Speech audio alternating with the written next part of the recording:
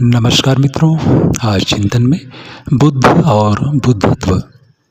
भगवान बुद्ध का जन्म और इस धराधाम पर भगवत चेतना का बुद्धत्व के रूप में अवतरण दिवस बुद्ध पूर्णिमा के रूप में मनाया जाता है। हमारी संस्कृति, समाज व लोक परंपराओं में प्राचीन काल से अवतारी महापुरुषों, संतों, भक्तों, लोक सेवकों की जयंती को अत्यंत हर्ष उल्लास से एवं भक्ति भावना से मनाए जाने की सुदीर्घ परंपरा रही है। इस पर्व का पहला उद्देश्य तो यही है कि जिस महामानव की जयंती है उनके प्रति अपनी आस्था भावना को प्रकट करना, परंतु उसके साथ ही दूसरा एक महत्वपूर्ण उद्देश्य भी सन्निहित रहता है। वह यह कि जिनकी जयंती मनाने जा रहे हैं उनका जीवन और उपदेश हमें क्या सीख देते हैं, अर्थात स्वयं के उत्थान एवं उत्कर्ष के प्रति प्रेरित एवं संकल्पित होने का भी यह पर्व है। इस वर्ष बुद्ध पूर्णिमा पर यही प्रयास हो कि हमारे अंतर्भावों की श्रद्धा के साथ साथ कोई सार्थक संकल्प भी जुड़ा हो, तभी इस महापर्व की सार्थकता जीवन में साकार हो सकेगी। यह दिन अनेक दृष्टि से विलक्षण, दिव्य और अद्वितीय भी है। इतिहास में शायद ही इतने दुर्लभ संयोगों को समाहित किए हुए कोई दूसरा दिन आता हो। पहला यह कि महाकरुणा के अवतार के रूप में इस दिन भगवान बुद्ध का जन्म हुआ।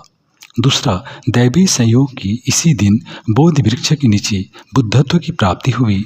और यह भी अत्यंत विस्मयकारी है कि इसी दिन भगवान बुद्ध का महानिर्वाण भी हुआ।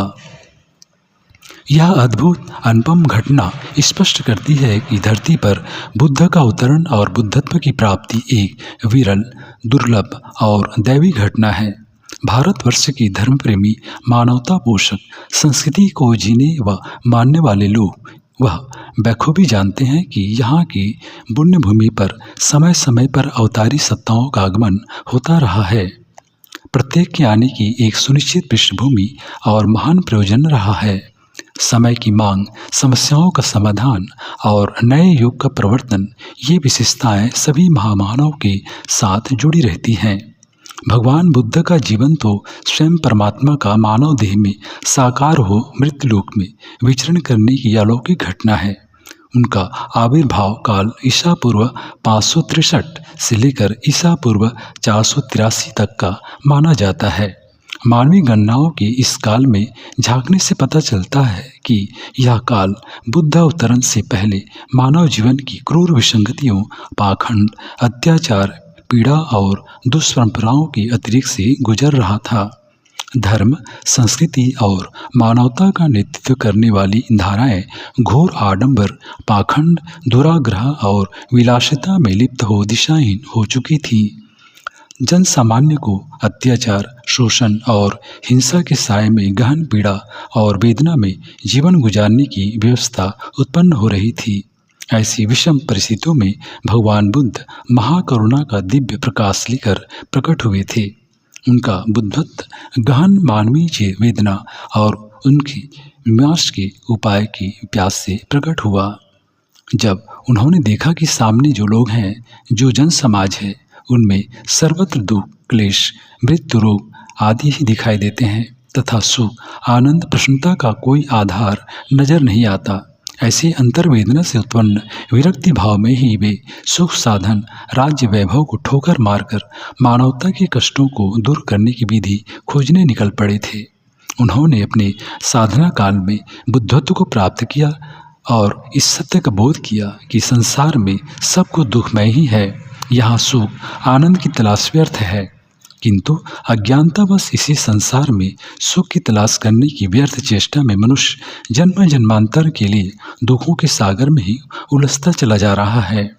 जो लोग समाधान करने को उत्प्रेरित हैं, वे भी अतिवाद में जाकर फंस गए हैं। तपस्वी वर्ग शरीर पर घोर अत्याचार कर स्वयं को जीर्ण कर रहे हैं, तो दूसरी ओर साधन समृद्धि के मन में चूर्त एक वर्ग घोर विलासिता में विचरण कर रहा है। दुखों के समाधान का मार्ग किसी के पास नहीं है। दोनों तरह की अतिवाद का परिणाम भी दुखी दिखाई पड़ता है। ऐसे में भगवान ने बीच का मार्ग खोज निकाला, जिसे मध्यम मार्ग कहा जाता है। न अति तप, न अति भोग, जीवन की मर्यादाओं में रहते हुए ही दुख निराकरण का उपाय किया जा सकता है। यही उपदेशना उनके दुख से निवृत्त मार्ग का आधार है। बुद्धत्व प्राप्ति के उपरांत महात्मा बुद्ध ने विश्व मानवता को जो उपदेश दिया वह यही है कि दुखों से मुक्ति इसी जीवन में संभव है और इसे हर कोई प्राप्त कर सकता है। दुखों से मुक्त होने पर आनंदमय जीवन को प्राप्त किया जा सकता है। दुखों की अपनी इतनी मार्मिक और स्पष्ट व्याख्या एवं इससे छुटकारा पाने के सर्वसुलभ उपाय को जनभाषा में प्रसारित करने वाले बुद्ध एकमात्र महामानव हैं।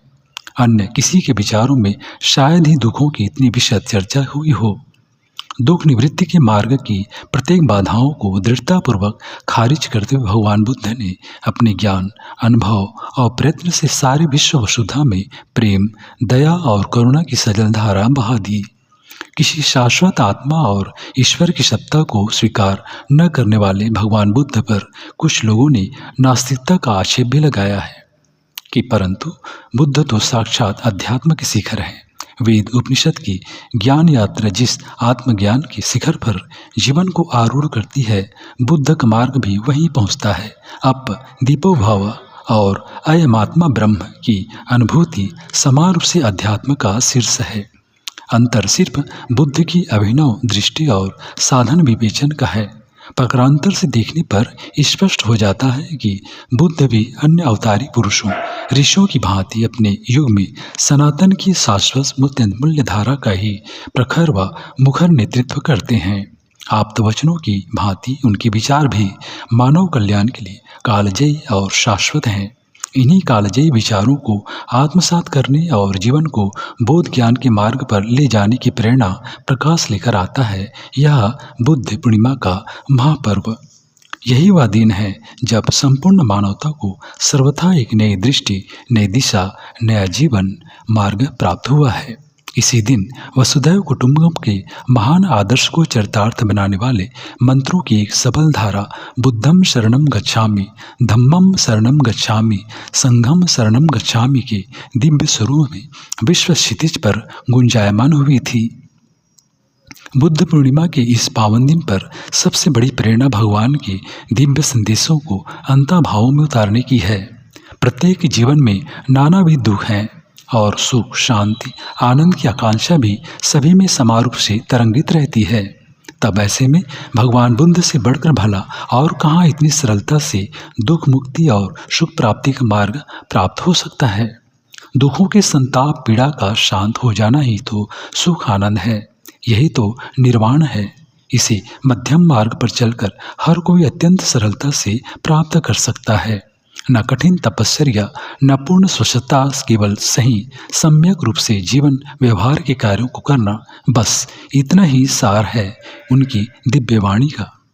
खाना पीना, सोना बैठना, चिंतन मनन, वाणी व्यवहार सब कुछ सम्यक रूप से करना ही भगवान बुद्ध के विचारों की मूल प्रेरणा है।